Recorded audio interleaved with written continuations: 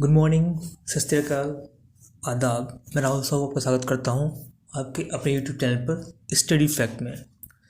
दोस्तों, हम बात कर चुके हैं फ्रेंच रिवॉल्यूशन की और किस कारण से हुआ था। ये सारे जो फैक्ट थे हमने पहले बात कर चुके हैं इसके ऊपर। आज हम बात करेंगे the reign of terror. The reign of terror में ये था कि वहाँ पे आतंक का साया था, मतलब राज जो था, शासन था, वो टेरर का था। टेरर माना था डर, खौफ, उसका शासन था। तो हमें पता है कि 1793 में राजा को मार दिया गया था लोगों द्वारा। कॉनकॉर्ड जो जगह थी वहाँ पे राजा को मार दिया गया था और उसी तरह रानी को भी मार दिया गया था। रानी जो मैरी एंटोनीटे थी उनको मार दिया गया था। तो अब 3.1 द रीन ऑफ टेरर की बात कर लेते हैं। द पीरियड ऑफ 1973 एंड 1794 जो पीरियड था वो रीन ऑफ टेरर था। एक बहुत ही मशहूर इंसान हुए हैं रॉबespierre, जो क्लोबिन जो जैकोबिन क्लब था उसके सदस्य थे। उनका नाम था रॉबespierre, जो एक स्टेटमैन भी रह चुके हैं, मतलब राजनेता फ्रेंच के। तो इन्होंने एक पनिशमेंट चलाया था जिसमें यह था कि जो व्यक्ति रिपब्लिक को नहीं मानेगा और जो नॉबल्स थे, जो क्लर्जी लोग थे, उनको उन्होंने उनकी एक अलग तरीके से हत्या करवाई थी या उनको सज़ा दी गई थी। हत्या नहीं कहेंगे इसको, सज़ा दी गई थी। तो उस सज़ा में ये था कि दो खंबे होते हैं, उसके बीच में एक ब्लेड होती है, तो उसमें व्यक्ति को उसका सर कटवा दिया जाता है। तो इस प्रकार की वो सज़ा थी। और जितने भी लोग थे जो रिपब्लिक को नहीं मानते थे, रिपब्लिक का मतलब होता है कि लोगों द्वारा जो शासन होता है उसे कहते हैं रिपब्लिक। एक गणतंत्र है जो लोगों द्वारा चलाया जाएगा। तो वो जो शासन को नहीं मान रहे थे उन लोगों को क्या ही सज़ा दी गई, और जो क्लर्जी थे और जो इस शासन को नहीं मान रहे थे उनको ही सज़ा दी गई। तो बहुत सारे लोगों को मरवा दिया गया इसी तरह कटवा कर। और इस सज़ा का जो नाम था वो गिलिटिन था। गिलिटिन एक डिवाइस है जिसको इन्वेंट किया गया था डॉक्टर गिलिटिन द्वारा इन्वेंट किया गया था। तो इसमें लोगों को मरवा दिया जाता था कटवा कर। तो यही इन्होंने किया, रॉबespierre ने यही काम किया। उसके बाद जो इनकी गवर्नमेंट आई तो इन्होंने क्या दिया कि जो प्राइस थे उनको सीमित कर दिया, वेजेस प्राइस थे उनको सीमित कर दिया। और मीट ब्रेड को क्या सबको मिलने लग गया, जो वहाँ पे खाना था, राशन था, वो सबको मिलने लग गया। तो ये रॉबespierre ने करवाया अपने टाइम पर। और जो ग्रेन था उसको ट्रांसपोर्ट कराया कहाँ पर, सिटी में, ताकि जो कमी हो रही है सिटी में उसको पूरा किया जाए। मगर इसके दबाव में क्या है, जो गांव में लोग थे उनको भी दिक्कत आई इसके कारण। तो पहले जो फ्रेंच में था वहाँ पर ट्रेडिशनल जो था लोगों को मतलब कहा जाता था वो मॉन्स्ट्राय, सर एंड मैडम कहा जाता था। मगर इनके आने के बाद उन्होंने क्या कर दिया, सिटोयन एंड सिटोयने, मतलब जो लोगों को कहा जाता था वो पहले कहा जाता था मैडम और सर कहा जाता था, मगर इनके आने के बाद सिटोय एंड सिटोयने कहने लग गए। और इन्होंने क्या किया, बाद में चर्च को बैरक्स में कन्वर्ट कर दिया, ऑफिस में। ठीक है।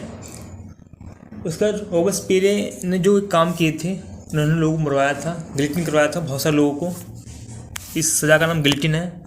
तो उसके कारण क्या है, इनको बाद में दोषी पाया गया और इनको भी क्या वही सज़ा दे दी गई जो इन्होंने लोगों को दी थी। गिल्टिन इनको भी बाद में गिल्टिन करा दिया गया।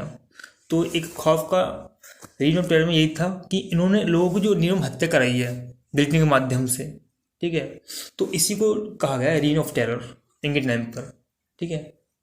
तो ये था। उसके बाद हमें पता है कि डायरेक्टरी रूल्स फ्रांस में आ गया था, निर्देशी रूल आ गया था।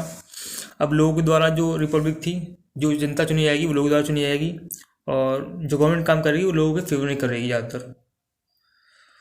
तो यही था डायरेक्टरी रूल्स।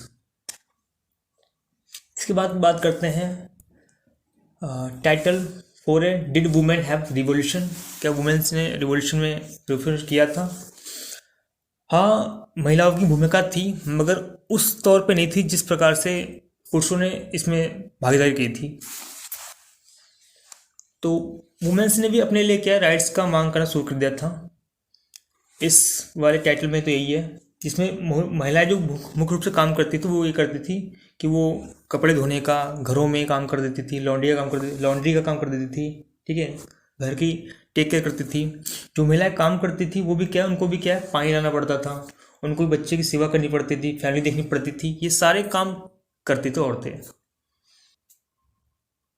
फिर धीरे धीरे क्या हुआ, महिलाओं ने अपना भी क्लब बना लिया था। इसी दौरान महिलाओं ने अपना क्लब बनाया था। तो उस टाइम के जो बहुत फेमस क्लब थे उनका नाम था 61 clubs and the society of revolutionary sorry sorry दोस्तों, द सोसाइटी ऑफ रिवोल्यूशनरी जो था ये भी क्लब था।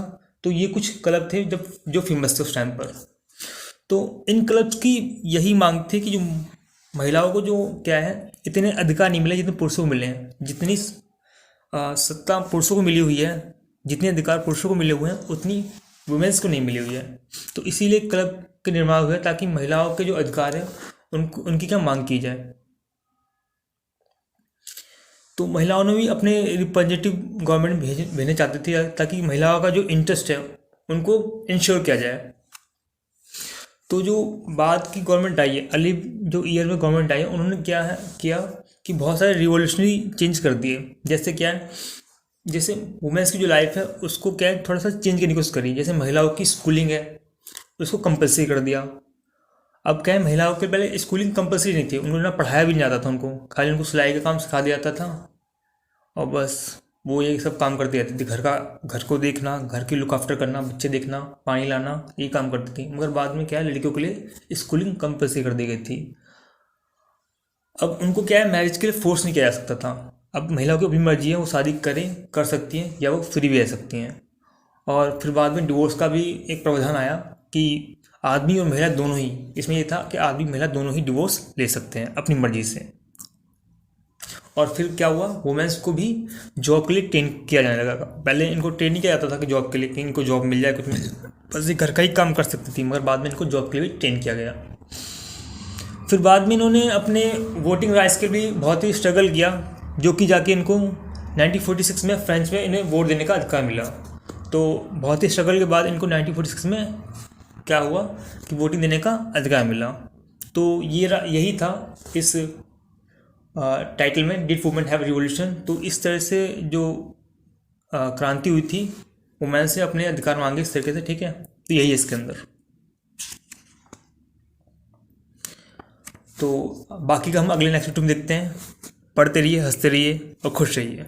जय हिंद, जय भारत।